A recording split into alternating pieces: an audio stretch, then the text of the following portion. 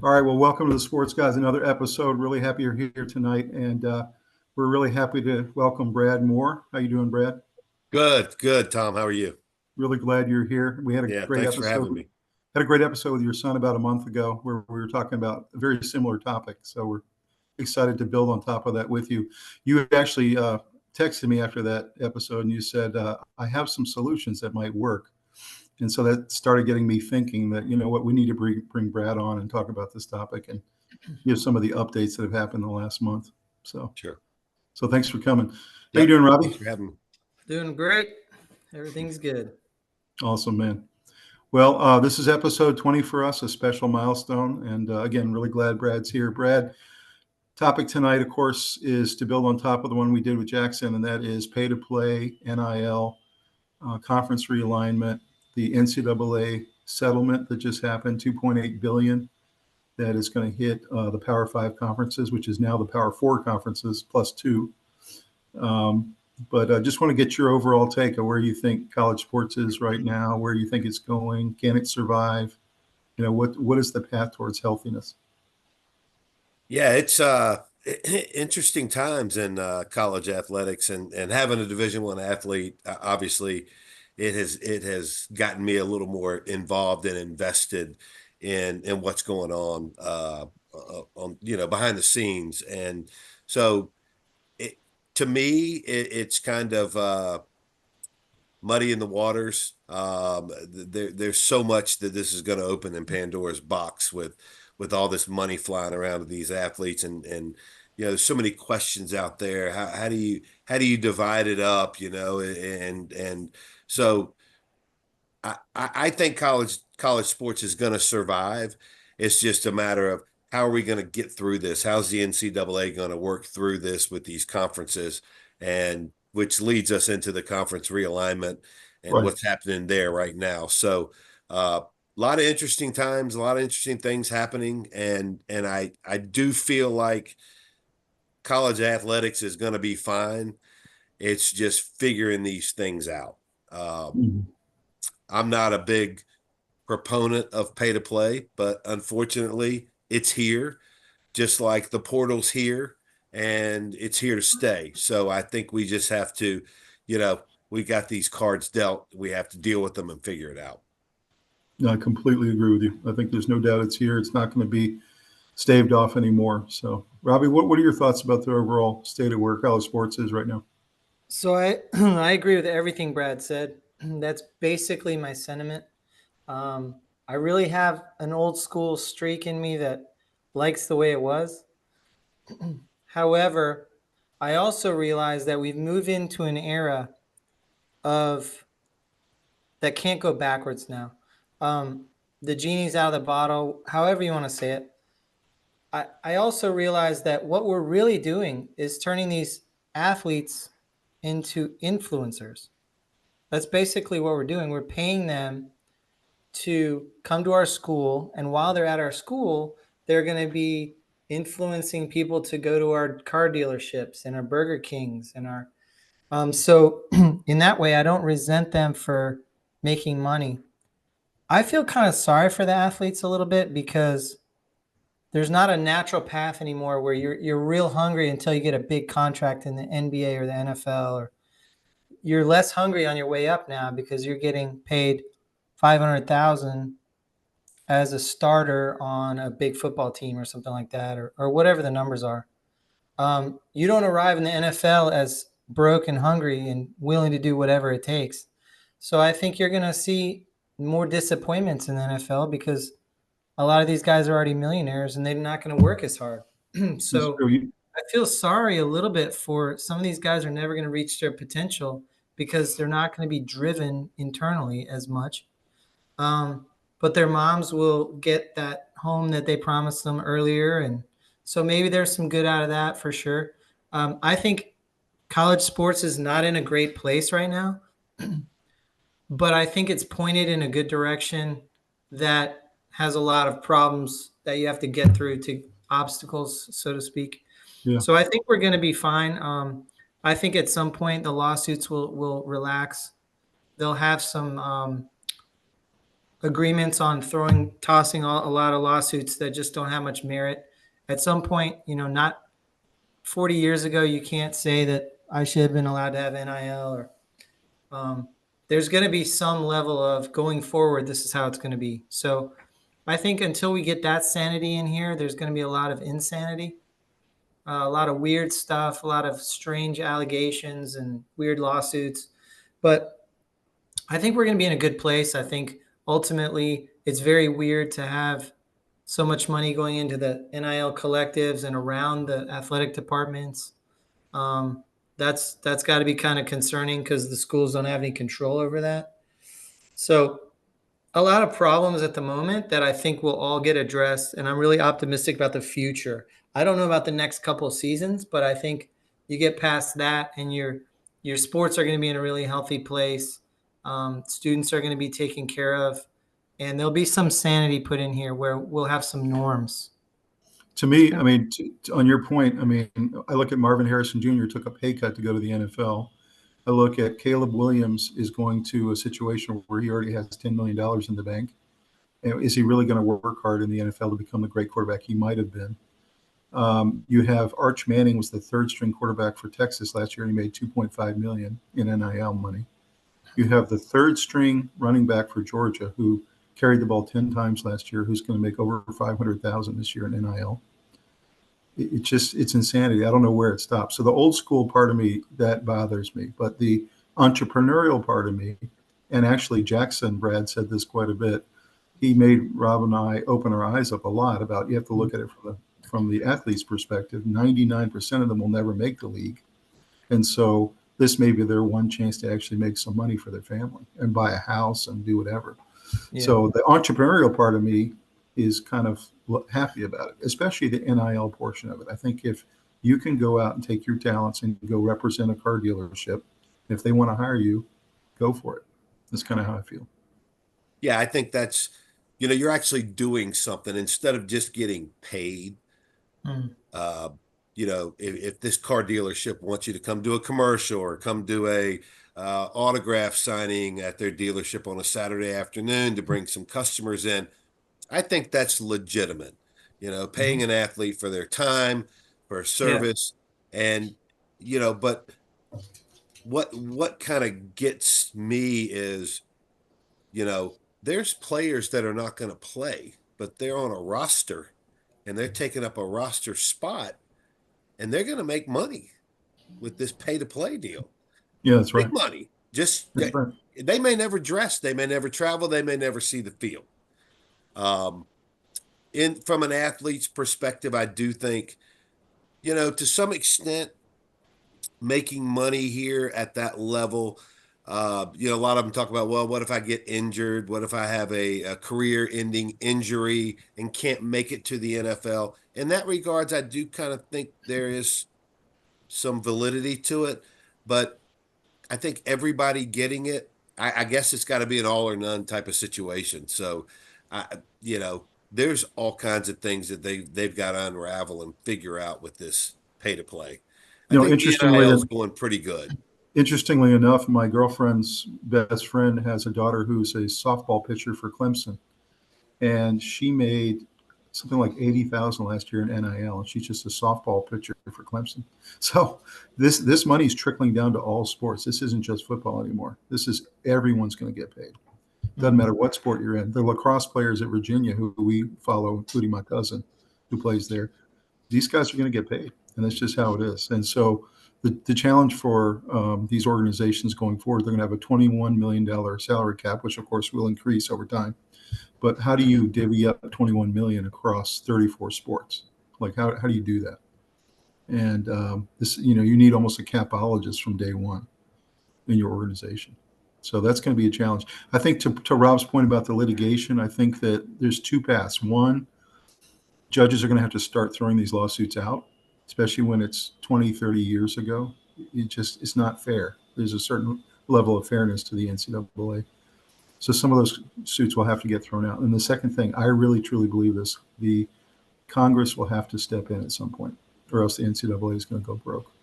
So I expect to see in the next year or two Congress step up with some type of litigation that says, if it's before 2010, statute of limitations applies, something like that. What are you guys' thoughts? Yeah, I mean, I think Congress may have to step in at some point, but I also think that athletes aren't thinking about how much goes on behind the scenes in a NCAA athletic program. The monies that are spent, flying these kids on private jets to all these games, and all the uh, the stadium lights and all the stuff that they put on now for these big shows, before a game, and all that takes money. So now you're going to take away from that. So then the athletes are going to say, well, why didn't I get my 50 pair of Michael Jordans last year that I got the year before? Well, you're getting $100,000 of pay to play money. Yeah. So, Yep. we had to cut back on that in the budget. So I think there's all kinds of dynamics that are going to come out of this that are going to really affect the game. But an interesting thing that I've seen, I don't see, at least not with Jackson, I don't see these athletes going around talking about this stuff. I think it's really happening at such a high level. Maybe some of the super studs are the top five in each position.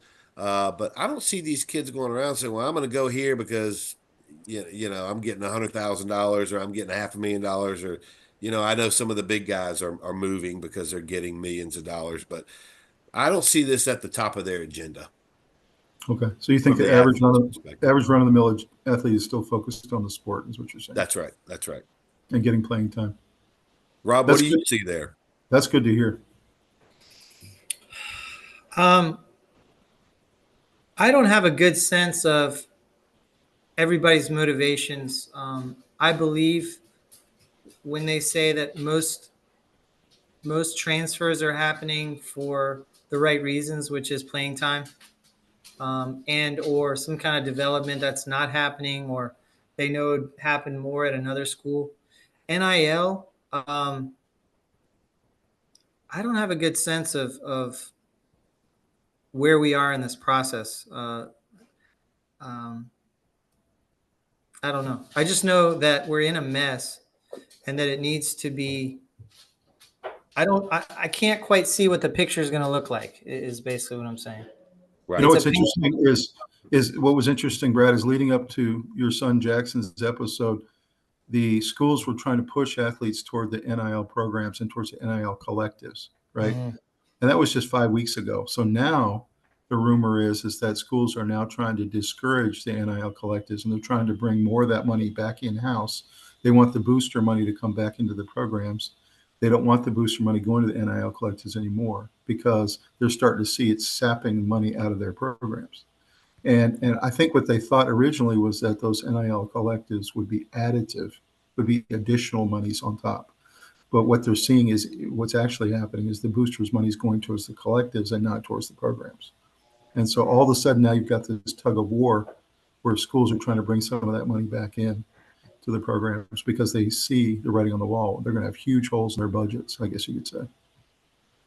Has anyone heard what's going to happen with the scholarships? Is that going to be lumped into this pay to play money, or is that going to be separate?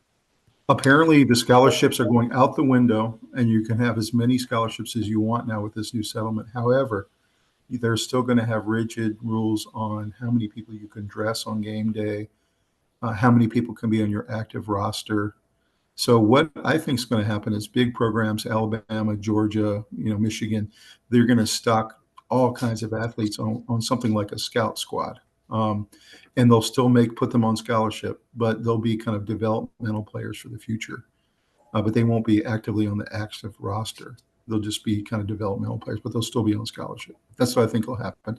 And the smaller schools won't be able to afford that. So they'll have kind of 50 scholarship players. Michigan will have 100 kind of thing. That's what it looks like to me. Well, I was listening to the radio, and before we came on here, I was trying to find the story, and I couldn't find it. So I apologize for that. but I know there was some big controversy that came up with currently there was a big school. I don't want to get the wrong school that ran out of scholarships, and NIL is paying the person's school. And so what they're realizing is now NIL can just give scholarships, and they can call it whatever they want. That's right. And so they said that's basically the end of scholarships. And I think that have we thought about what's next there? I mean, Well, it's not the end of scholarships; it's the end of limits to scholarships. So if I'm Alabama, I can have 200 guys on scholarship if I want to. Right, because you still have the same limit on scholarships, but then everyone above and beyond that is paid out of NIL. All their tuitions are paid. So to me, that's a scholarship. So there are no limits on scholarships.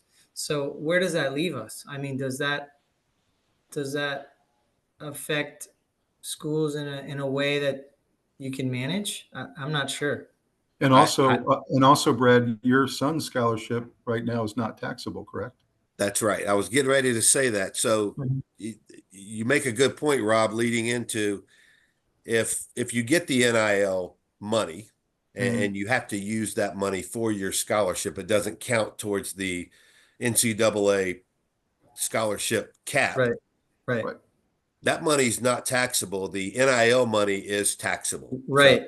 So, at the end of the year, you get $100,000, you better get ready to ante up Uncle Sam 25, 30 grand.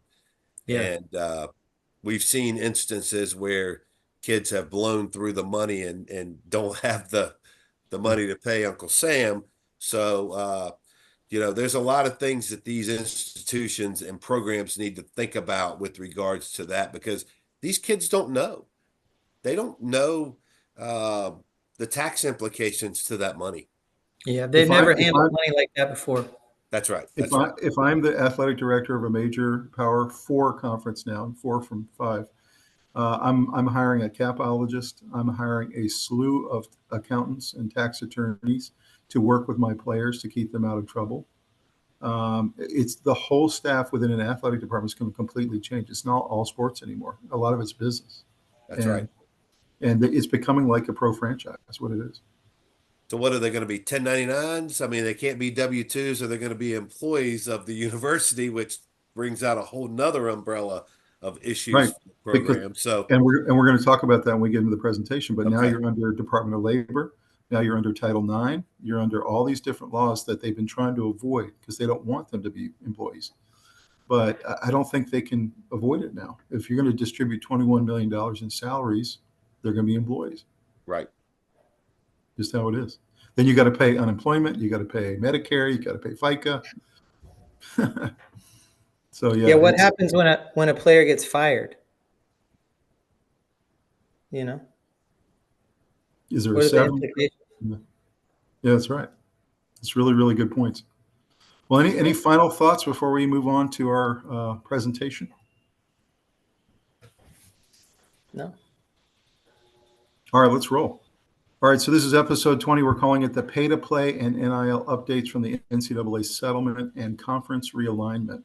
And we'll talk a lot about each of these, but you can see all the players there on the left.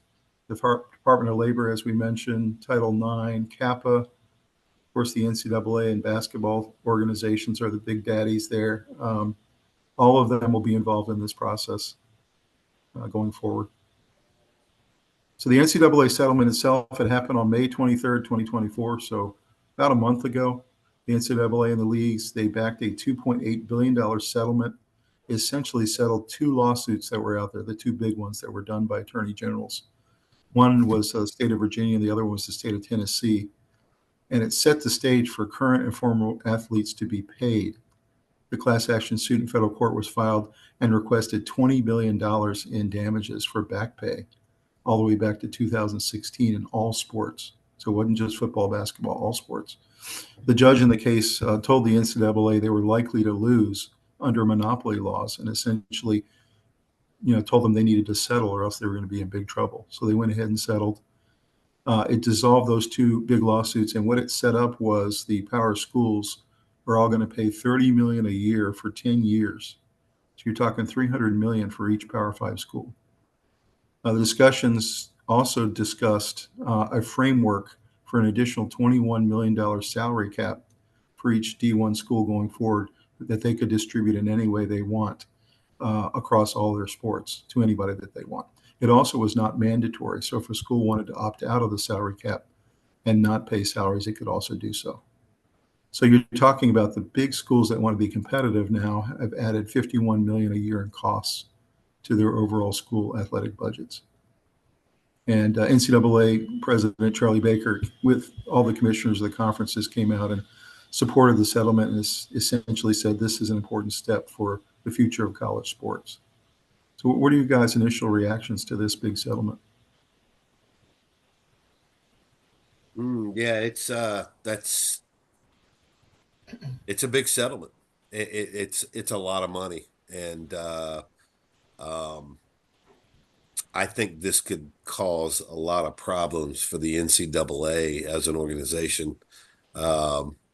You start talking about $2.8 billion settlements that could push.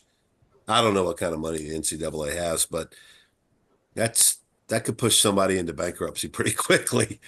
Sure. I mean, does the NCAA start folding up? That's what I see happening. I don't. This is not sustainable in any business. Yeah, well, that's true. What this essentially, the settlement does is it has the NCAA pick up about 25% of the bill itself with insurance, and then the other 75% gets picked up by all the Power 5 schools. So that's how it breaks down. So really, it's almost the Power 5 schools that are taking more of the brunt of this thing than the NCAA itself. That's the way I look at it. What do you think, Robbie? I think it was a mistake to settle. I think their choices were fight now or fight later. And I think later they're going to have less resources to fight with. So I think you're out $2.8 billion. But did they have a choice when the judges? Everyone in the world feels like they're entitled to take another bite of the apple. And you're counting on future courts to put some kind of limit on this. I think their backs were against the wall and they had to fight, because they might go bankrupt anyway. So there is going to be no limit now to suing the NCAA if you were 11 years out, 12 years out. Like, who's going to draw a line for them? Well, what do you do with the sanity later? But I mean, I don't know. Well, I think they should have just stood and fought and at least have people start feeling sorry for them in some sense of where does this end? Whereas now they paid off the next 10 years, but now NCAA teams from the past feel entitled to take a shot at it. And I don't see what stops that. So, but what do you do about the judge who tells you you're going to lose and you're going to have to pay $20 billion? I mean, 2.8 compared to 20 is, at least it's somewhat manageable, right? It depends on how extreme the next courts are with the next lawsuits. 20 billion might seem like a bargain. I don't know. I don't know how it all ends. Obviously, the legal guys know a lot about this. It seems to me like a mistake. It seems to me like they should have made the courts force something here, and they should have said this. They should have put up some resistance. Well, that's an interesting point. What do you think about that, Brad? I mean, you were saying about folding up at 2.8, but what about this idea that maybe they should have just stood their ground and asked the Congress for some relief and essentially didn't open this door, because now they're open and they're getting sued every week. They've been sued literally every week since this judgment. Yeah, I think that's an interesting concept that Rob brings up is why settle? Why, you're already into it. Why not keep fighting it? And because I think this is gonna, now you've got an NCAA with Power 5 schools involved. What's going to happen on Division II and Division III? Yeah. They're under the NCAA, so this thing can keep going down, and I don't know that the NCAA can sustain to stay in business just with these numbers. Yeah. 20 billion might seem like a bargain. That's right. That's right. I mean, maybe the NCAA does go into bankruptcy and they go in and then they reorganize and they come back out of Chapter 11 bankruptcy. I mean, maybe that's their plan. And when you emerge out of that, you're basically almost like a new organization. Maybe they rename it, call it something else. And maybe that's the path, because you can't have this situation where people are suing from decades ago. It's not going to work. Yeah, I totally So get the concept of settling, but I think this was such a chasm of catastrophic proportions. I think they had to fight while they were still on some ground. That was just my view of it. interesting quote here from this guy from UCLA. Even though it was only because of overwhelming legal pressure, the NCAA conferences and schools are agreeing that college athletes should be paid. And that's a former UCLA football player. And he said, there's no going back from here. That this is truly groundbreaking. So that's kind of how some of the players feel, I guess, especially ones that didn't get paid in the old days. Yeah, so I guess it's kind of like the NIL deal.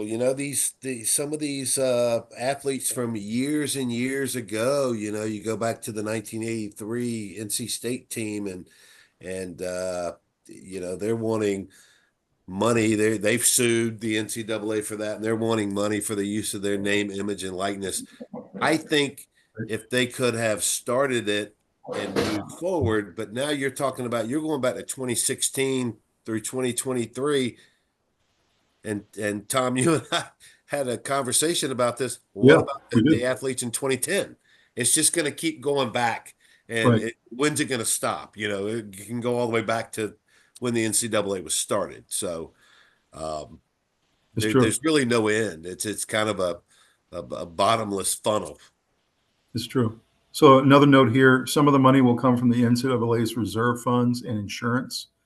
But even though the lawsuit specifically targeted the Power Five conferences or 69 schools, including Notre Dame, dozens of other NCAA member schools will also see smaller distributions from this to cover the mammoth payout. So there are going to be other schools hit that are not Power Five, and that could be App State as well, right? So it's going to be really interesting to see how this trickles down. Yeah, I know that App State has got I believe I don't know what the number is, but the Sun Belt Conference, I think each player minimum is 85,000, whereas in the Power Five it's 100,000 for football. Mm-hmm. So you take that, you've got 5 years of eligibility at a Power Five school, and you're just on the roster, you're getting $500,000 for 5 years. Yeah, that's right.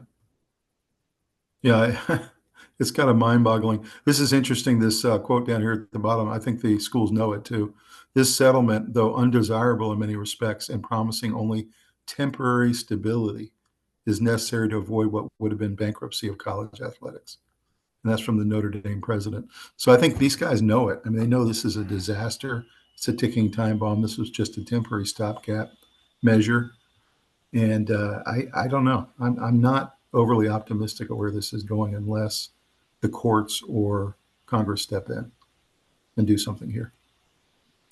I think the gamble is that Congress will absolutely step in. So pay the 2.8 billion and pray that the pressure mounts quickly, and then Yes, Congress puts some kind of statute of limitations on that. Just that's it may right. not be fair, but if you go past 10 years ago, there is no recourse. It's just that's how things were, and this is how things are going forward. Because if you think about it, the product is too good to lose. Okay, everyone wants the product, right? Yeah, college football is as big as ever. Number two, the athletes aren't going to get paid if there's no NCAA.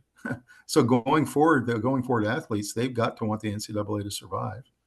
So everybody wants the NCAA to be successful. So the only way that's going to happen is if this suing stops, right? It's got to be some end to it. Think about how well a lot of sports are doing, not just football, that's obvious, but Caitlin Clark in women's basketball, I mean, selling out arenas that they've never done. All kinds of sports are really generating a lot of interest because it's a really great form of entertainment. And people have moved away from movies. There's not as much movies being a competitor. Sports has really taken a lot. So, the sport part of it is in as healthy a shape as it's ever been. I think. Yeah. And the TV product is awesome the way they present it now in various sports. They just have to get the business side of it right, and they got to figure the limitations out on NIL and on pay for play and who's going to be liable for what we did in the past and all that stuff. Once they get it all organized, it'll be fine. No, that's right. Yeah, I So- agree. I think they've just got to set some limitations. Like Rob said, the Congress is going to have to step in and put some parameters around it, and that's what it's going to be, and that will hopefully slow down, maybe not stop the litigation and the legal issues. But I think it's here, and we just got to figure out the dynamics of how this is all going to play out. That's right. So pay-to-play update coming out of the NCAA settlement, which was called House versus NCAA. There's new pay-to-play limits now set in terms of a salary cap for all D1 schools for 2024-2025. In the new compensation model, each school will be permitted but not required to set aside up to $21 million in revenue to share with athletes per year as a temporary salary cap. And obviously, as revenues rise, the cap could also rise. The main thing that was interesting in the settlement, I read it actually yesterday. It was really lengthy, but essentially really stressed the point that athletes in all sports should be eligible for payments, and that schools should be given the freedom to decide how much money is divvied up among its sport programs.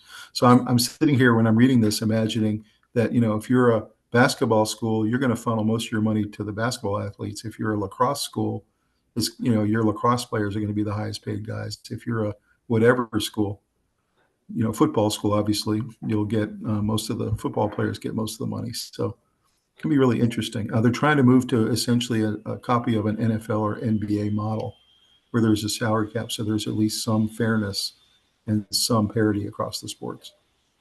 Any thoughts about this new salary cap?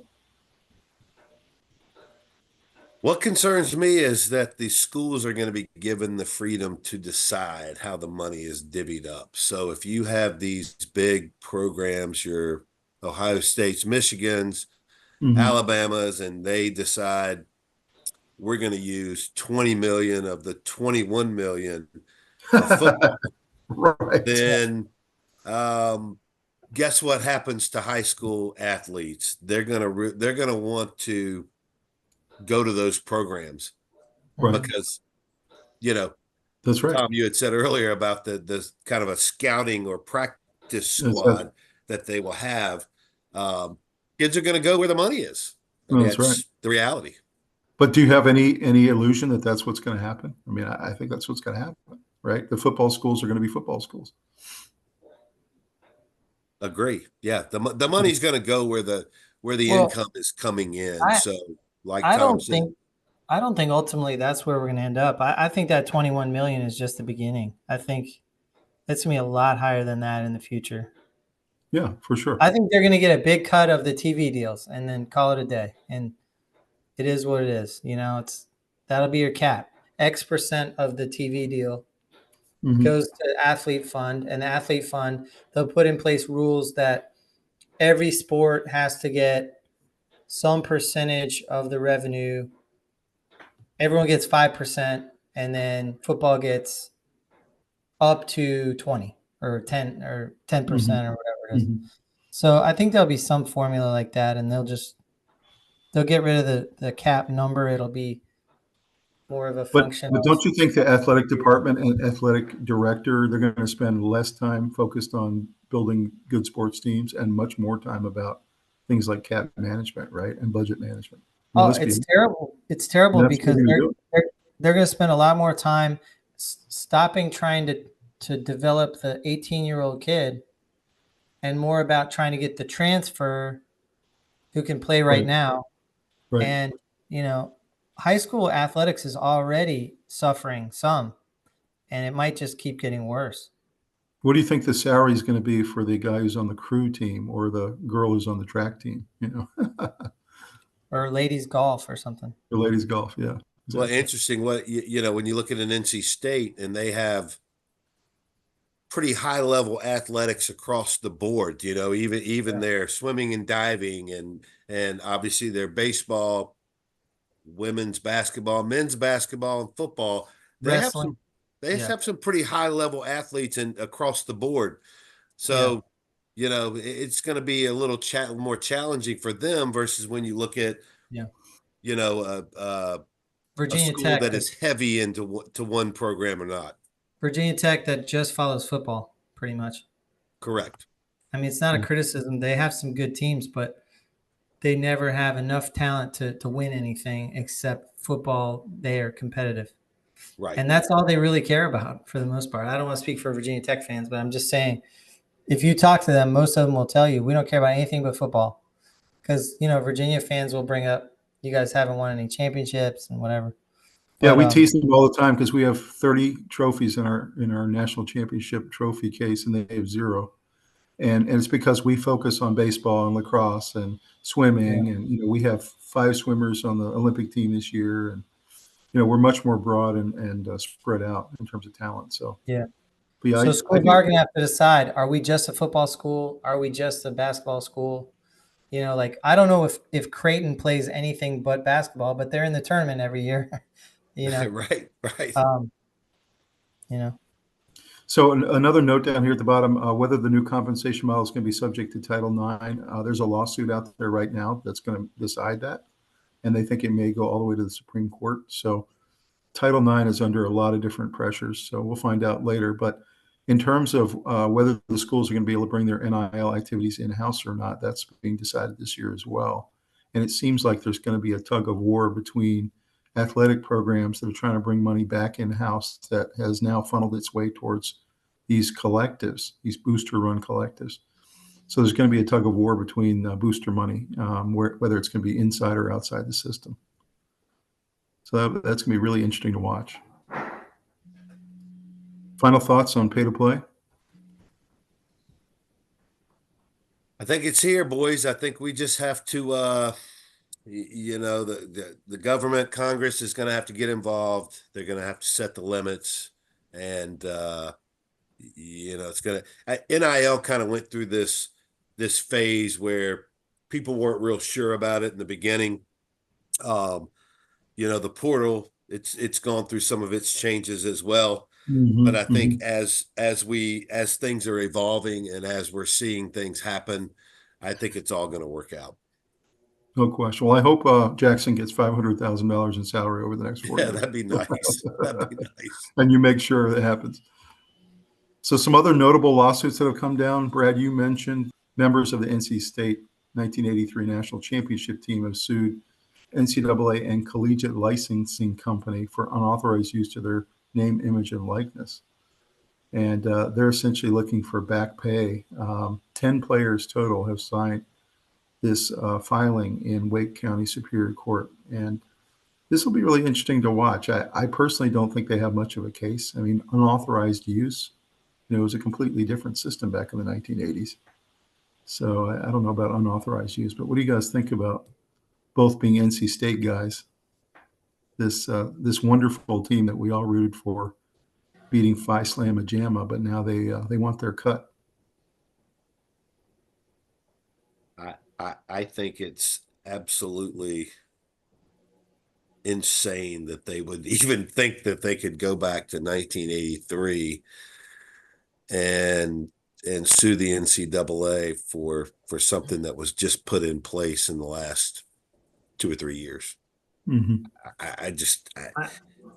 I'd like to see what the lawsuit is. I don't know much about it other than the headlines, but I do know that a lot depends on when are they alleging the damages have happened. Was it recent things like when they did the March Madness run? No, it says it right here. Like publicity towards the 1983 team, or are they saying back in 1983 we were wronged? We need to be compensated back then. No, I have a note here about what they're suing for. What they're saying is suit contends that the value of student athletes to the NCAA does not end at their graduation, and that their archival footage and other products constitute an ongoing income stream for the NCAA after the players involved have moved on. So essentially, they want to be compensated if their image or likeness is ever used, which of course it is. Every single year we have March Madness, they show clips from the 1983 team upsetting Phi Slamma Jamma, right? Yeah, So, you know what's funny is so they want to get paid for that, essentially. the team that jumps to mind when I think about a team that actually might have a case is Phi Slamma Jamma.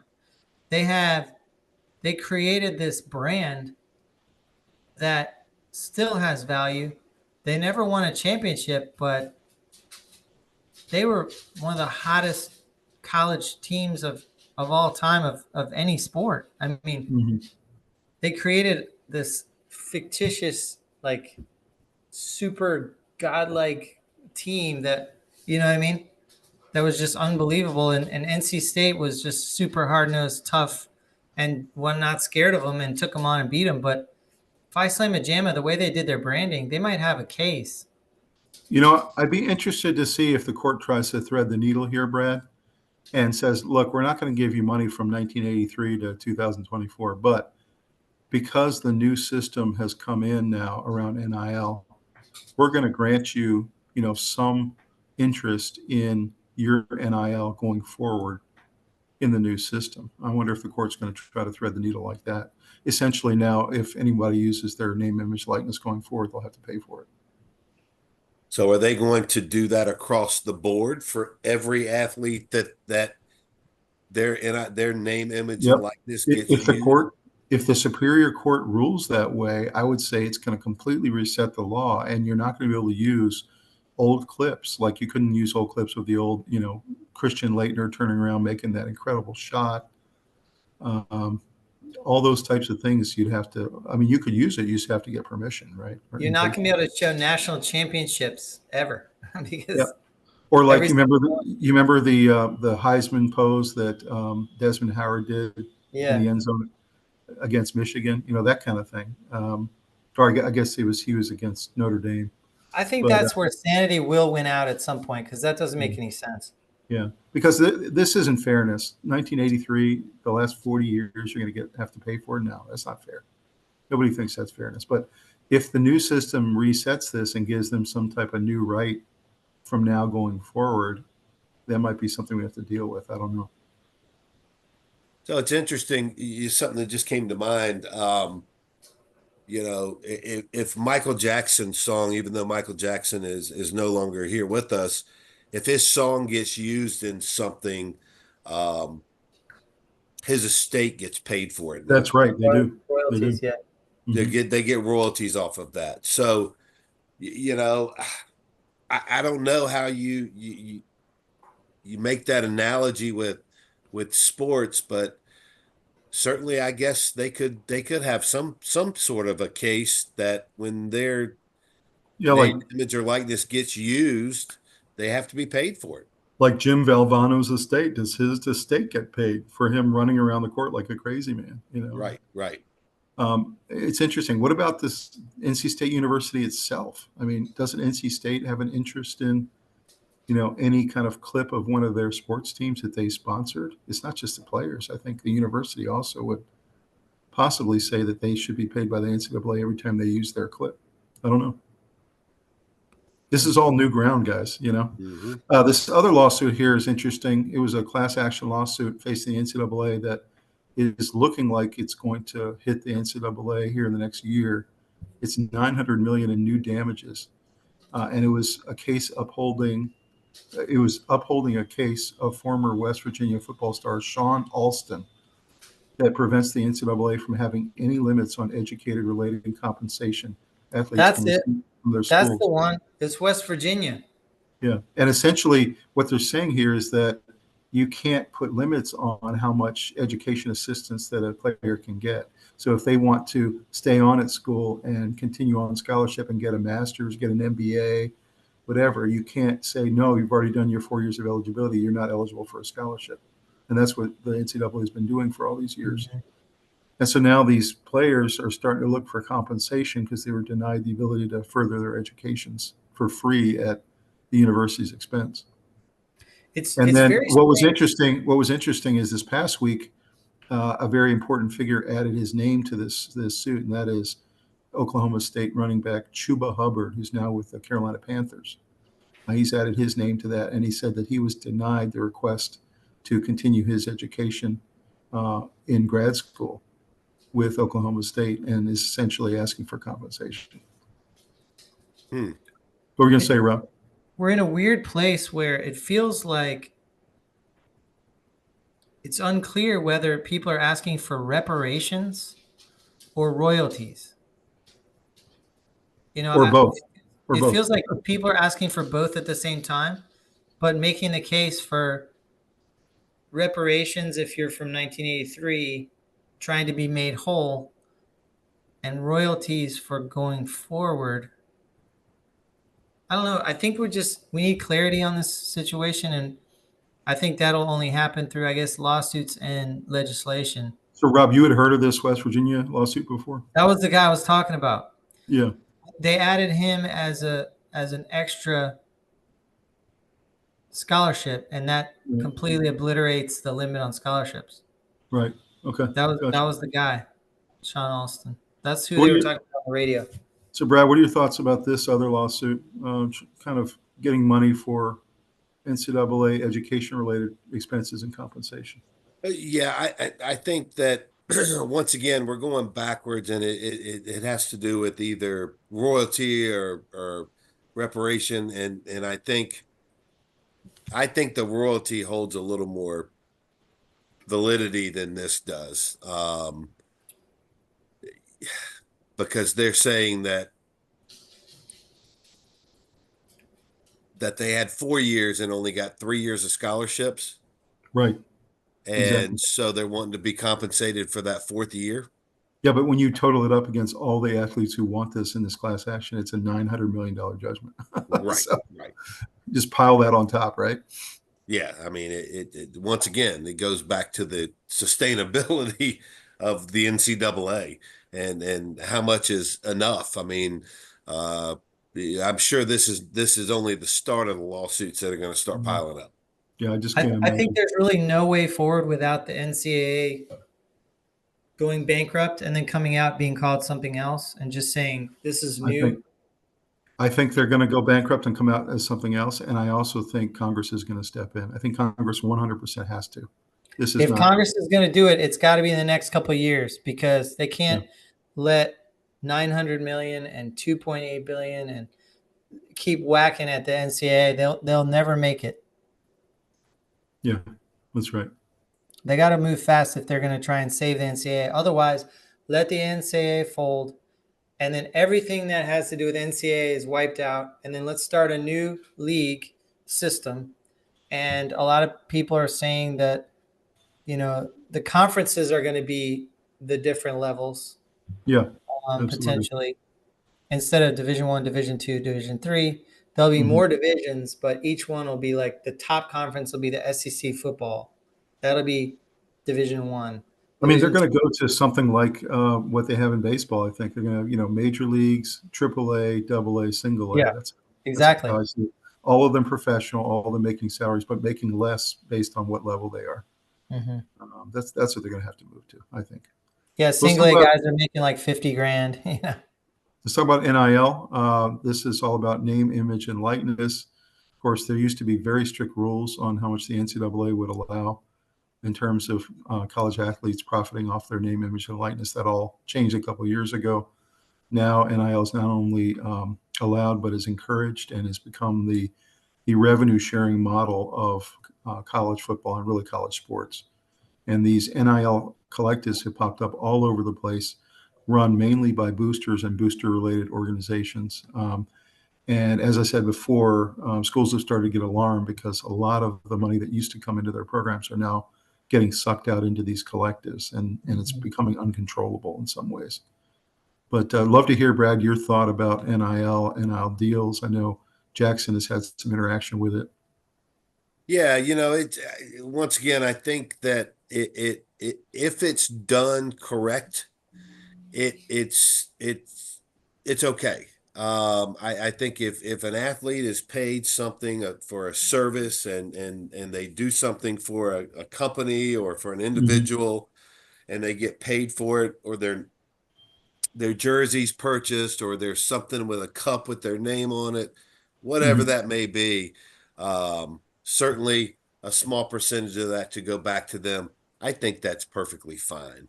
Mhm. What I have a problem with is schools using big NIL money, millions of dollars for recruiting tools to bring Mhm. players into their program, and there's no accountability for it. You're getting paid that money regardless, versus you look at an NFL contract and, you say, okay, well, it's a $50 million deal, but Mhm. only 15 or 20 million of that is guaranteed. The rest of it has to do with performance-based bonuses. If you get to the playoffs, or if you hit these certain metrics, if we get to the Super Bowl, there's a whole bunch of different metrics in that contract.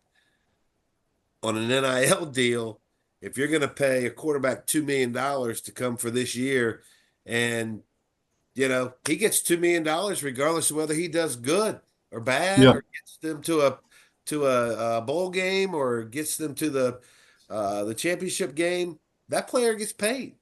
No, that's right. That's where I disagree with the NIL money. Look at Arch Manning. Right. He's not even close to being a starter. I mean, Correct. He's already a Correct. multimillionaire. Yeah. That's right.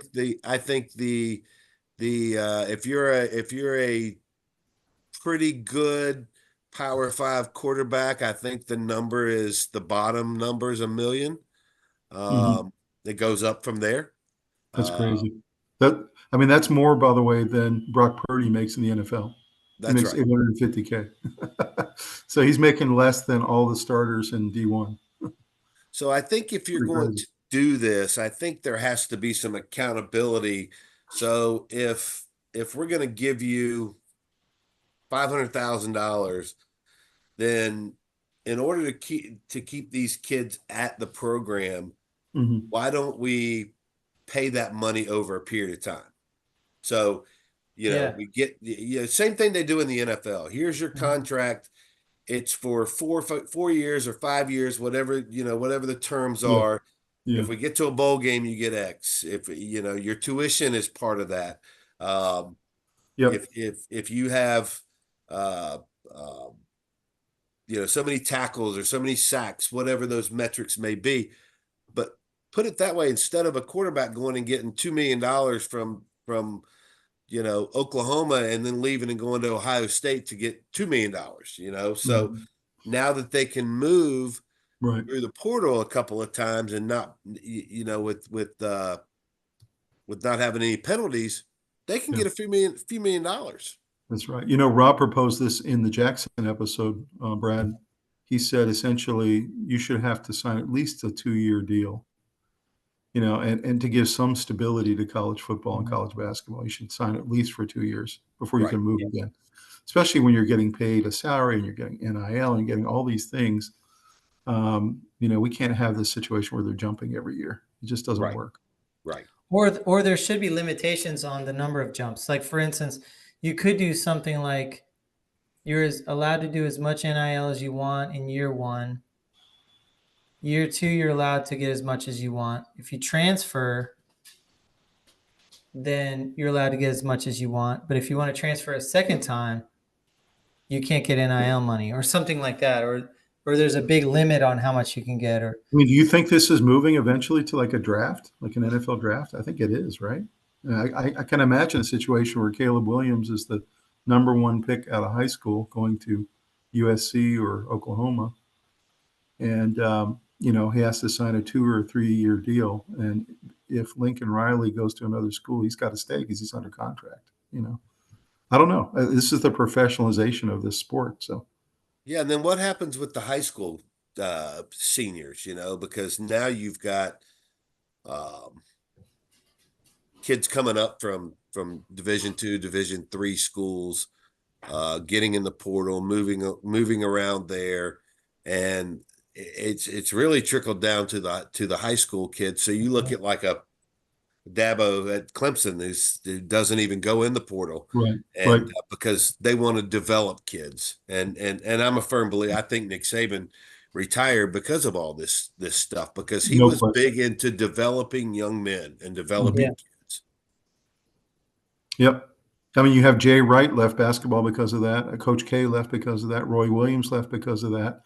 We're hoping our guy Tony Bennett with Virginia is going to stay, but you can tell he's a developer kind of guy. He wants to have a guy for 4 or 5 years, and those days are gone. Right? You have a different team every year now, so the old school guys are all leaving for that reason. Right. And I think it kind of hurts, like when Jackson went in the portal.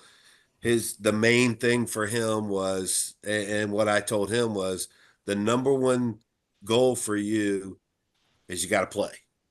So it Right. wasn't how much money you're going to get, how much NIL money or scholarship money or any of that. It's he wanted to play. So, and there really are, I would say the large majority of the kids that are moving around in the portal are moving for the right And reasons. it's interesting you say that, Brad, because we had your buddy Jeff Reed on last week. And by the way, thank you for helping us get that interview. It was a really Sure. excellent interview. He didn't play till his senior year in college, and That's right. I'm sitting there thinking to myself, I wonder how he would have felt in today's situation where, NIL and all the opportunities, the ability to play. I wonder if he would have left UNC and gone somewhere where he could actually play. I don't know. Oh, absolutely. But I There think would have been a lot of pressure to do that, at least. Yeah, but I think what Rob said earlier, and I agree with him, if you're going to get in the portal and you're going for opportunity and for playing time, then I'm all for it. Go for it. That's just Right. opportunity. Yeah. But Yeah, if you're doing, I agree with me too. but if you're doing it after if you were recruited for 2 years and you went to Oklahoma and you stay for 1 year and then you're going to Ohio State because you want to triple your salary, I don't know. That just Some doesn't sit right with me on that. I don't know Yeah. if it's just the old school in me acting up, but That's right. I think transferring for more money to me just doesn't seem right. I don't know why. There's something about it that doesn't feel right. I Now, like players getting compensated. In fact, the most exciting part of this whole thing for me is that the average player who's not going to make it to the NBA or the NFL or that is definitely not going to play women's pro softball, because there's no such thing. yeah. They're getting enough to have a nest egg coming out and buy a house and can launch themselves into a career and build towards family and career in a beautiful way that they couldn't 10 years ago. And It you're was okay with all that. or nothing. You're okay Pros with that. or nothing. You're okay with that, right, Rob? I love that. That's the best part for me is the player's not going to make the league, coming out with a nest egg, and let them buy a house. Houses are, $500,000, $1 million now. Down payment, 100,000. If Yeah. they're good at softball and they're going to make 200,000-300,000, they're coming out with a down payment for a house and a nice little nest egg, and they can launch into the rest of their life. They're only 22 years old in a positive way. This was a great payback for all the sacrifices they made to become an athlete. True. To me, I'm totally comfortable with that. I hate the idea of jumping ship to go somewhere else just for more money. I don't know what about that doesn't sit right with me for college. I like that players are getting compensated where they are. I like that they can transfer for a better situation like playing time, a different coaching system, all the different reasons. There's something about huge money luring them away bothers me. I can't put my finger on why, but What about NIL collectives? Do you think those should be more regulated? What are your thoughts, Brad, on NIL collectives and kind of how Wild West it is right now? Yeah, I think it will come down. I think there will be eventually some regulations with that, but it's I think it's necessary to have the collectives now. Mhm. And they can reach out and they can get money. I know that oh gosh, I think Dave Doran put something together. Right. Rob, help me out. What was Yeah. that? He went out he said if I can get 5,000, yeah, they call it they some did a club, big right? push. Yeah, I don't remember what it's called, but I remember the push. I remember hearing the ads on the radio, huge NIL push. Right. So, And so they I were think successful. I think the collectives are good. But I think they may even go away with with the pay to play stuff. I'm not sure how all that's gonna kind of tie in together. It's funny. I've just gotten comfortable with NIL in the last couple of years. I'm old school. I've just gotten comfortable with it. I wish all of the payment to players all stayed within the NIL system, and that it was reported and it was regulated, and everybody knew it had to be disclosed. That's where I wish it was. I I wish the pay to think play though stuff. that affects fewer amounts of players. So I you have understand. the haves and the have-nots. A lot of sports will get left out. Understand. Yeah. So I don't know. What's Uh, interesting is, Brad, back in the day, Michael Irvin from University of Miami, the U, he used to talk about when he got into the NFL, and he would look back at his Miami days. He said guys were getting paid all over the place. He said there after games, guys were getting vanilla envelopes after the game kind of thing in their cars. And so it's always been going on. It's just if you just regulated it and reported it a little bit better, I think everybody would feel better about it. Yeah, I just think I agree with Rob in that this stuff doesn't necessarily bother me too much, but moving to get more money and you're still getting that money from that one program, Mm-hmm. they've got to put some regulations around that. mhm. So whole new Brad, set of rules. Go ahead. I'm interested in your thoughts on, do you feel like there's enough mechanisms in place to protect young athletes from untoward or unethical monies flowing towards them? Like, do you think there's enough screening of the NIL money and the pressures that come with it? You talking about once it hits the athlete's pocket? Yeah, like how did the money get into the collective, and is it clear to the athlete what they're being paid for? So the experiences that we've had with Jackson and NIL, it's been, it was done through the athletic department. The How money much are they flows. involved? They were 100% involved. Okay. As a matter of fact, I'll call them the customer reached out to the athletic department specifically asking for Gotcha. 2 players. And the money was given to the collective, and then the collective paid Jackson.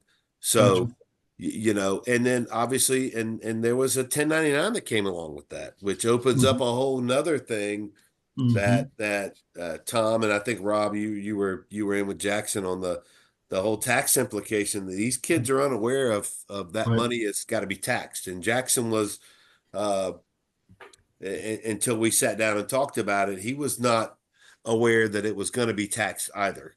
They don't realize they're young. They're 18, 19 years old, and you're putting thousands of dollars in their pocket, and they think, oh man, this is great. Let me go out and buy a new car. And then at the end of the year, you get a 1099 for that. And they're like, well, what is this? You file Yeah. your taxes and now you owe, a few $1,000s in taxes and have no money left. And Jackson mentioned, and you mentioned that there have been situations where guys have blown through the money, and then they get to the end of the year, they owe 50 grand and don't know what to do. Would you say that the majority of the problems that has been faced in this current setup is mostly tax errors that they didn't account for it? Are there any other problems that you've heard of?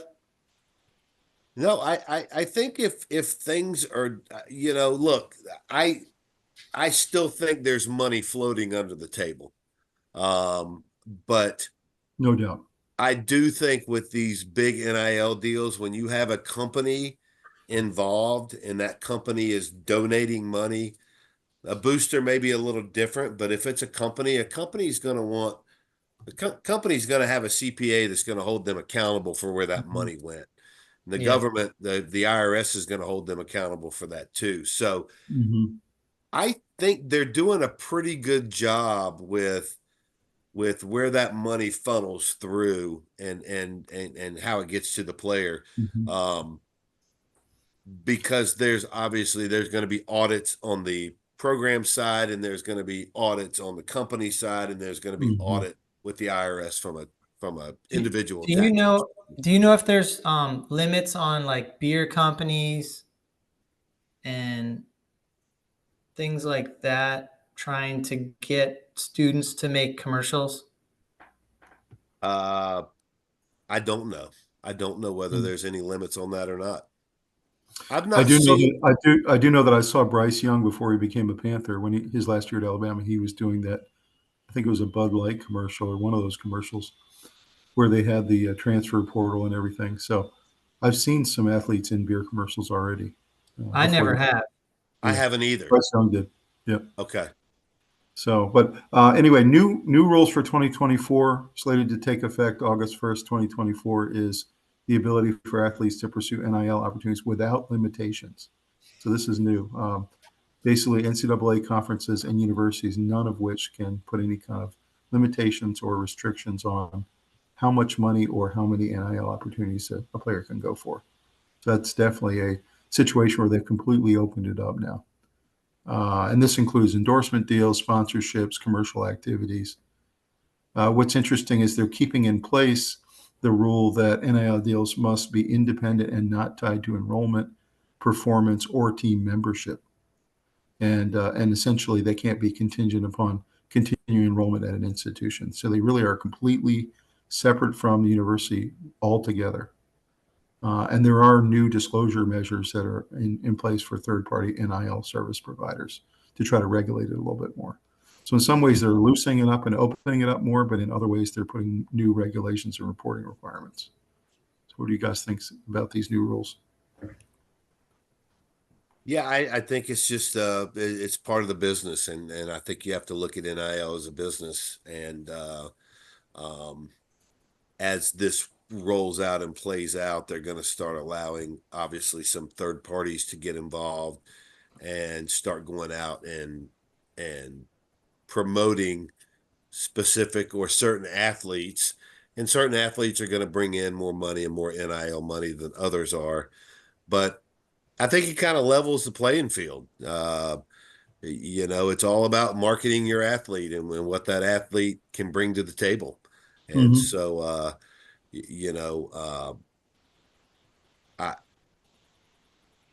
I think this was inevitable. I think this was going to happen anyway. No, I totally agree. Was Jackson part of a lot of training when he first got to campus? I assume so, right? Like what he can do, what he can't do. Yeah, the compliance stuff, they took them through all kinds of NIL compliance. They had to sign all kinds of, documents and paperwork, and every NIL deal he did had a contract with it. So it spelled out the terms of what he was going to do for that money. So it wasn't just, hey, we're going to give you $500,000. I wish it were that easy, but he actually did something to get the money. So he provided a service. Most of his stuff was promoting products or doing some videos or some pictures and stuff like that. I'm really happy to hear that. He told us about one of the deals he did. Go ahead, Russ. Something about that seems totally fine. I don't know. Right. Yeah. And you see here, NCAA now has a standardized contract format that they provide. So that's really good that they're trying to kind of, smooth it out in terms of what you actually sign so the athlete doesn't get bamboozled in some way. I did notice here athletes cannot be actually compensated for the NIL deal until they've completed certain requirements, which includes at least signing a letter of intent to attend the college or attending a class or practicing with the team. So there's some minimum level of participation they have to have before they can actually receive a check. So it's interesting. Yeah, I think compliance is going to be big. I mean, I think that's the only way we're going to be able to measure these institutions doing things at a high level, and according to what I've seen, especially when Jackson was at Kentucky, they were very, very on top of things from a compliance standpoint. That's good. And the NCAA, as you see here, has a new national database. They're going to be collecting every single NIL deal in terms of data. So they're going to be able to slice and dice that information any way they want to and run reports. So, I feel good about NIL. I really do. I agree with you, Brad, and I agree with you, Rob, that NIL is not at all my concern. My concern is much more on the pay to play and on the lawsuits. And is the NCAA going to survive? That's where my main concern is. Well, I got some open questions for you guys for NCAA in 2024. We did a similar exercise with Jackson, Brad, but I changed them up here because there's some new questions that have come up in the last couple of weeks. The first one is, can the NCAA stabilize by getting out of the courtroom? What do you guys think? I think they're going to need some help from Congress. I do too. In order to get this thing stabilized. If not, everybody's going to continue to keep suing them. They're going to be in the courtroom. They're going to have legal bills that are just going to stack up. Right. That was interesting, Brad, that they hired some lobbyists recently to go up to Washington, D.C. and lobby Congress to put a bill together. So that's how you do it. Yeah, they're trying to foreclose things right now. What do you think, Robbie? Yeah, I mean, they're going to need Congress to step in, or they're going to need to declare bankruptcy and then reopen as a new collegiate athletic conference association. Do you know why the judge told them they were going to lose the $20 billion suit? Do you know what his reasoning was? He said antitrust, essentially, like you guys have no competition. A monopoly. So that's my other thought is there going to be, after they go bankrupt, which I think is a possibility. Maybe more than one conference? Is there going to be multiple conferences that spring up out of that so that we don't have an antitrust situation? It's possible. Or maybe SEC becomes its own league, essentially, and controls everything. It's not under the NCAA anymore. So what happens with the NFL and the MLB and the NBA and the NHL? Are they under that same antitrust? Well, you remember that USFL, when Herschel Walker was there, they sued the NFL back then, and they ended up actually losing, and everybody was shocked because they thought the USFL would win that suit under antitrust. Right. So, but it's going to get tested again here, and I think NCAA can see the writing on the wall. I just don't know what the end's going to be. Be really interesting. Number two is, how will the schools distribute the 21 million salary cap to players, and in what sports? How do you think this is going to happen? So I think the majority is going to go to the program that I think they're going to split it up according to how much revenue that program brings in. Okay. In some schools, I'm going to go out on a limb and say that Duke basketball probably brings in more than Duke football. Probably, yes. So I don't know. Football's big, though. Football's getting bigger even there. When they're mediocre. So, well, let me just use App State. I can promise you, App State football brings in more money than App State basketball. No doubt. So I think you're going to have to use a formula that makes sense to the amount of revenue that comes in, and it's going to have to be equal to that somehow. That's a really good point. I think you're right. No, I think that's right. And every school is going to have a different formula. So if you're a basketball school, your formula will be different than if you're a football school. If you're not good in either one, but you're good at everything else, like a Virginia, maybe Virginia's lacrosse program gets a lot more than other sports. I don't know. It'll be really interesting to see. And of course, you got to remember it's women too. It's not just men, right? So it'll be really fascinating to watch. Are student athletes going to be considered employees of the universities? So, Brad, I'm going to ask you on this one. I don't think they are. I don't think the universities can have that liability. I think everything's going to end up going through an NIL collective, and they're going to be independent contractors. You think so? I think so. Okay. I mean, if you go down the route of being an employee, oh gosh, then you've got payroll taxes, and you've got Social Security, and you've got unemployment, and guess what else you have? Things. Guess what else you have, Brad? You have pensions. They'd be on the pension program for the university. Right. It's just a nightmare. So, yeah, then you've got, if a player, if an employee gets injured, what happens then? Are they on Workman's comp. short-term or long-term disability? I mean, how does all Yeah. that play out? So I think Robbie, they've got to stay off of the payroll of the university. I think so. Rob, what do you think? Yeah, I mean, I think they're going to do everything they can to make them not employees. Mm-hmm. I agree. I think that they can't allow that to happen. That would be kind of the death of not just the NCAA, which we're already concerned about, but the death of the actual universities themselves, the institutions. So number 4 is, are major conferences going to consolidate into a semi-pro league or leagues? What do you guys think? Kind of like the AAA, AA, single A situation. I can't.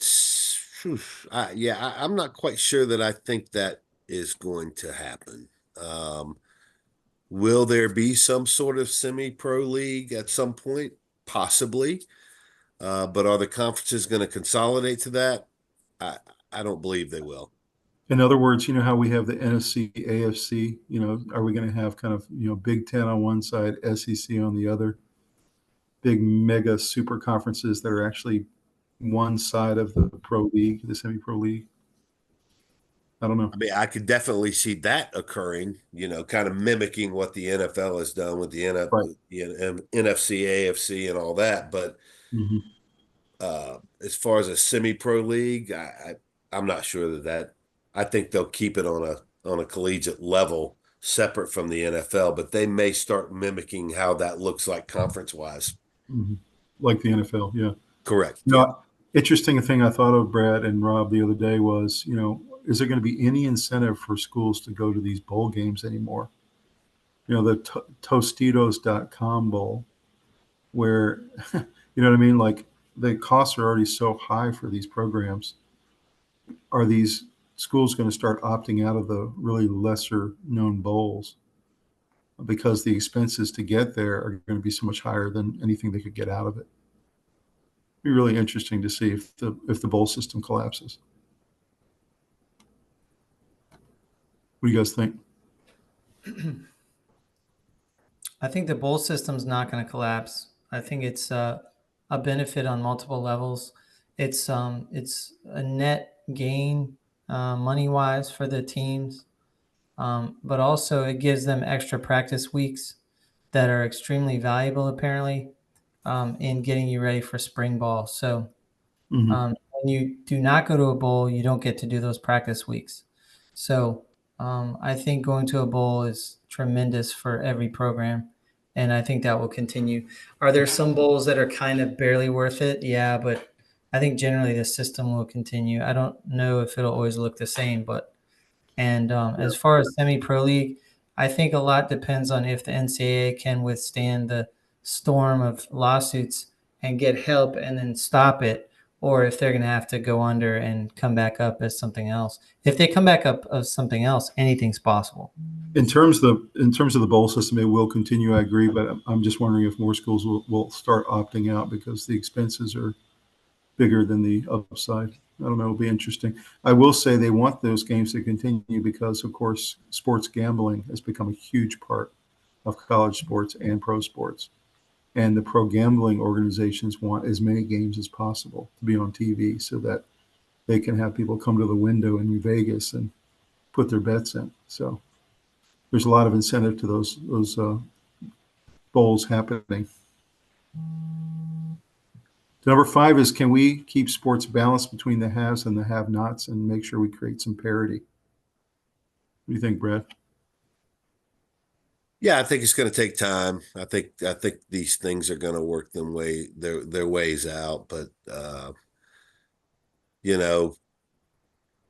at the end of the day, when the end of August comes and the first games, some of this stuff is going to just kind of die down a little bit. We're in the off season. All these lawsuits and everything, all these changes are popping up, and so we don't have a lot of time to do anything else except think about what's going on. But I think ultimately, I think everything will work its way out. Let's just see what happens when we start playing ball. Well, let me put it this way. So you have 10 teams that have been in the Final Four in football for the last like 10 years or something. It's like a really small number of programs that There's no go every parity year. in No football. parity. So the question is, can we create some parity? And will the 12-team playoff that we're going to create some of that parity? And can a mid-major school or can a lower end D1 school compete? Or are we going to continue to have, 2 or 3 or 4 teams in the SEC and 4 teams in the Big Ten always dominate everything? Yeah, I think that goes back to these smaller bowl games and to what Rob was saying. I think the bowl games are critical for some of the smaller programs because it gives them an opportunity to go to a big stage and compete. They may not make it to the college football championship. The powerhouses are gonna get there. You may have a Cinderella story every now and again, but um, I think that it's like anything else. I mean, it's like in the NFL, who gets the best draft picks, who puts the most money out there, who brings them in and puts the right team together. That's what's happening in college athletics. No question. No question about it. I do like the 12-team format that we're going to. I think we're going to see some more upsets, which will be great. Oh, for sure. It's going to feel a lot more like March Madness, where there are some 13 seeds beating fives and all that. You'll have some equivalent of that in football where every year there'll be some special upset. But for the most part, it's going to be chalk. It'll be Right. Michigan, Ohio State, and Alabama and Georgia are going to roll through and then meet That's right. in the finals. And one of them might get knocked off because of some strange game where some team like TCU plays out of their mind, because anyone can be beaten, but it's very unlikely that it's going to happen often. So That's right. but the So this 12 next, games get a better shot than 4. so this next one is for Brad. Should schools hire tax and financial advisors to help the athletes? The big answer is absolutely yes, they should. Should they hire them? I'm not sure, but should they have them available for them? Yes. Uh, because these kids are getting all this money, they have no idea what to do with it. And, I think they need to be, maybe it's part of that compliance with the NIL that they have to meet with a financial advisor or they have to meet with a CPA if they're going to be part of this NIL program. Maybe it's just part of the rules and regulations. Yeah, good point. So I know that we're working with the specialist combine, and the NFL is requiring us to have a financial advisor sponsor as part of the program to help them manage their money. So I think by all means it would benefit the program and the athletes to have a financial advisor and a CPA or both available for them. You told me a little bit about that. Can you give us a brief minute on what that NFL Combine, how that works, and how you have Jackson positioned with that? Yeah. So right now, the specialists are part of the regular combine, and so one of Jackson's trainers, Adam Tanowski with Hammer Kicking Academy, was approached by several special teams coordinators and to bring those specialists out of the regular combine and have a specialist combine. So he went through the NFL and the NFLPA and got everything approved. And so now it's raising capital to fund it. It will be by invite only. And so, it's performance based, obviously. So it'll be snappers, long snappers, kickers, and punters. And it'll be held in Florida. The first one will be in March of 2025. Oh, wow. So, I'm heavily involved in that. Are you? That That's whole great. the whole specialist community is it's a big community, but it's a very small community. And actually, outside of quarterbacks, specialists in the NFL are some of the most followed on social media. Mm-hmm. So, a lot of what I do behind the scenes for Jackson is just obviously he has to perform, but it's positioning him to where he can get to the next level. And Right. that was part of the Right. reason for him leaving Kentucky and coming to App State was like, you got to play, you got to be kicking the ball. That's right. And so there's a lot of kickers in the league that didn't necessarily play at a Power 5 Mm-hmm. school. Mm-hmm. So, but they kicked quite a bit in college. Mhm. So, yeah, that combine is coming along quite nicely. But we're going to start looking at from the high school level and all the way up through these kids going into the draft. That is super cool that you're so involved in that and that you're positioning Jackson like that, and really that you're helping future specialists as well. That's awesome. Yeah. Really cool. My wife and I went through the whole recruiting thing, and Mm-hmm. you kind of backpedal a little bit with him, Mm-hmm. and just seeing what it takes to be recruited as Mm-hmm. into a Division I school.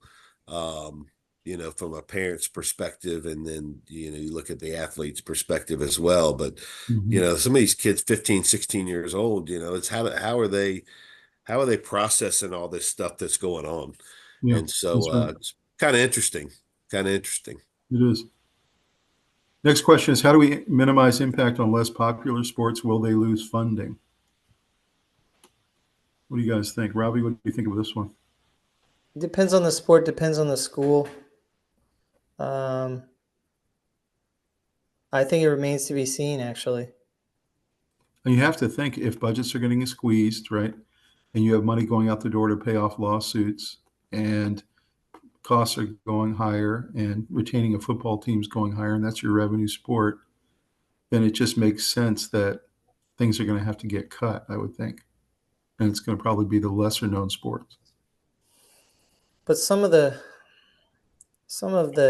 intermediate sports are getting more TV time. True. I don't know. Yeah, that's a tough one there. I mean, let's just look at like fencing. Yeah. I have a friend, a college friend of mine, and Mm-hmm. she went to NC State. Her husband went to NC State, and they live out in Texas now. And their son is at Chapel Hill on a Mm-hmm. fencing scholarship. I didn't even know fencing existed at Chapel Hill. But That's it's amazing. one of Wow. those less popular sports. But Yeah. it's given him an opportunity to get educated on a scholarship Mm-hmm. and do fencing. But how much revenue is brought in from fencing? I don't It's know. I don't know that they'll lose funding, but It can't be much because there's no TV there. right. right. But even like the sport that I love, pickleball, right? At NC State, they've got a really good pickleball club now, and all the ACC schools have pickleball clubs, and they all play each other, and they have an ACC championship now, and they have tournaments, but they're at the club level; they're not varsity sports. And so, my feeling is that some of the lesser known sports may even drop out of the varsity level back to clubs, and will have to be kind of self-funded through fundraisers and things like that. So that's kind of what I see happening. I see some of the lesser known sports will probably end up losing funding over time, so that the beast can be fed, which is football and basketball. I mean, Just my, Rob, do you use rugby's coming, yeah, rugby. becoming more popular at NC State, but it's still a club sport. Yeah. Mm-hmm. Right. There are a lot of great club sports. There's a boxing team. They're a club. Their hockey team.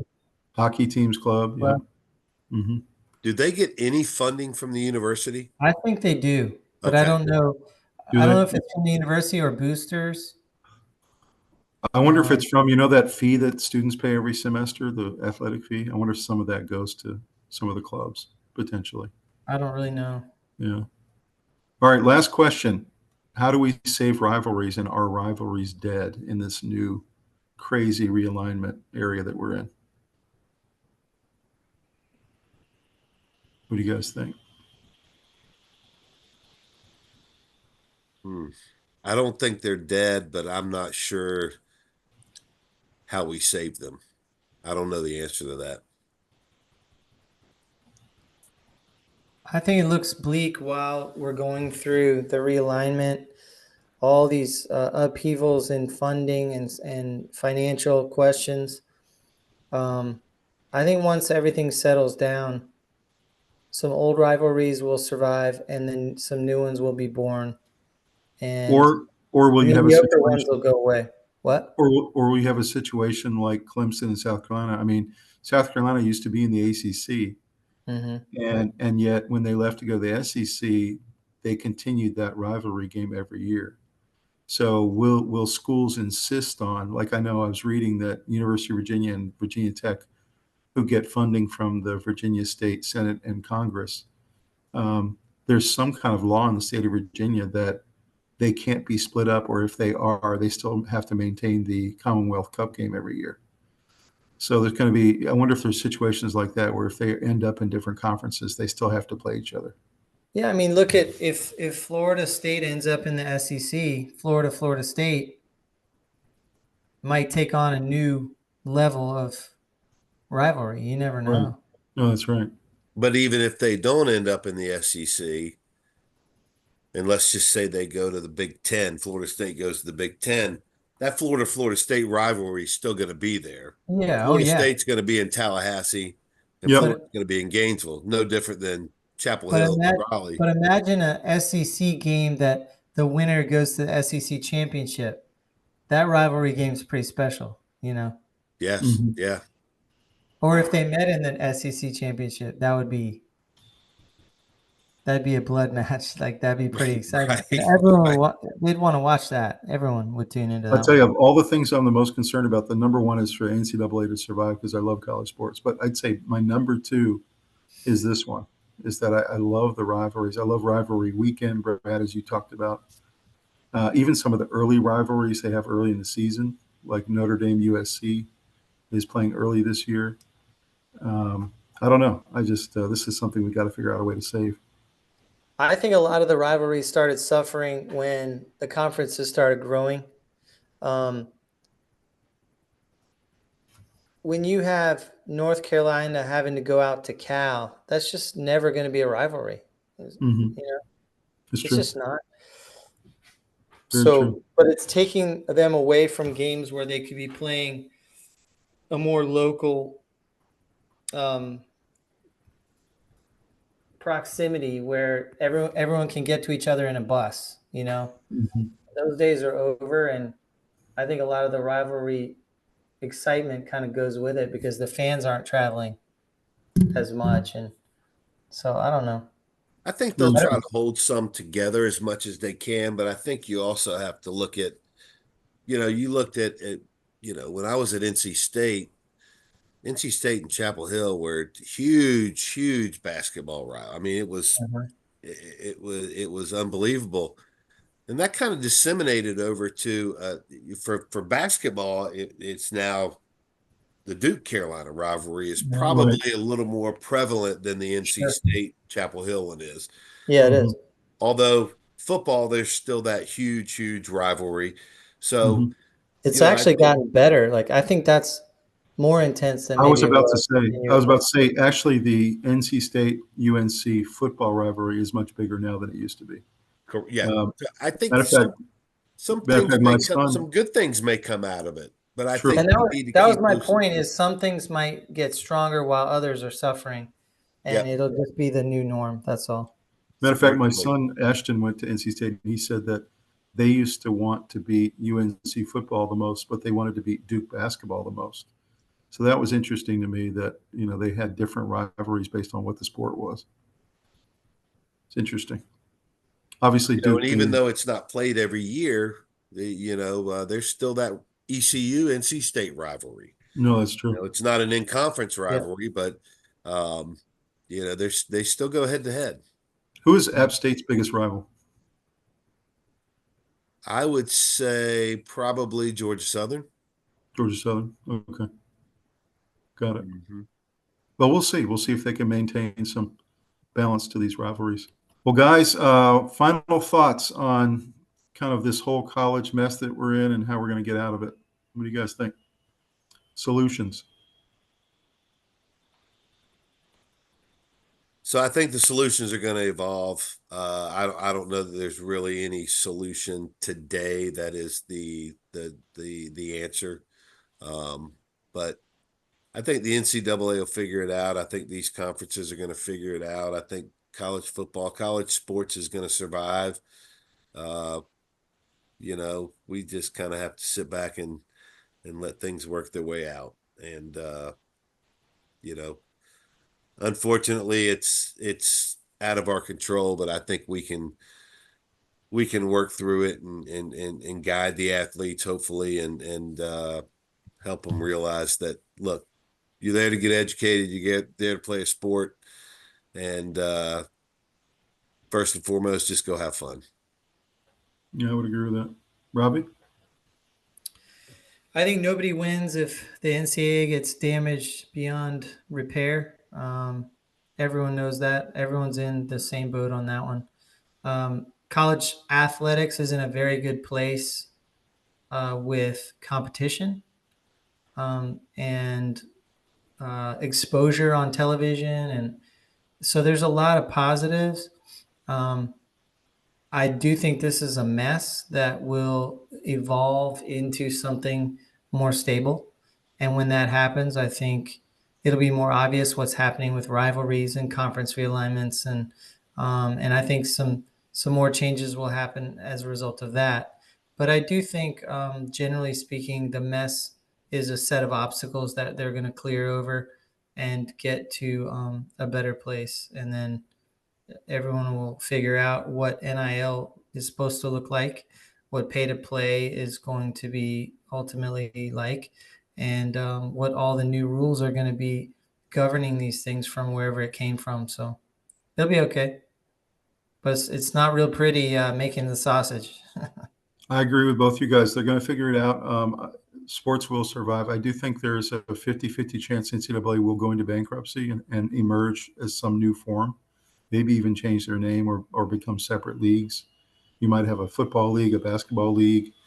I also think Congress is going to have to step in, or maybe a series of judges are going to have to deny some claims along the way, or else the NCAA is going to sink just under the weight of the crushing lawsuits that are against them. So on the legal side, I don't know how that's going to come out. I really don't. On the sports side, like you said, the sports have never been better.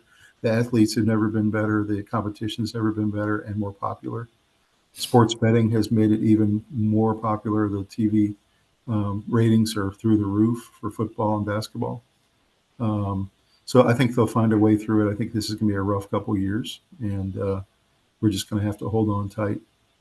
Now, my thought is that we're at 4 conferences, major conferences now. It'll be that way for a little while. There may be some continued consolidation. You might see some of the mid-majors come up and fill in some of the holes as teams leave. But my hope is that we find a way through this and that we get back to playing the games and not worrying about the courtrooms. So, Brad, I want to thank you so much for coming tonight. It was an awesome discussion, and loved your perspective, love all your feedback on the state of the sport and where we're going to go from here. So really appreciate your time. Yep. Thank you.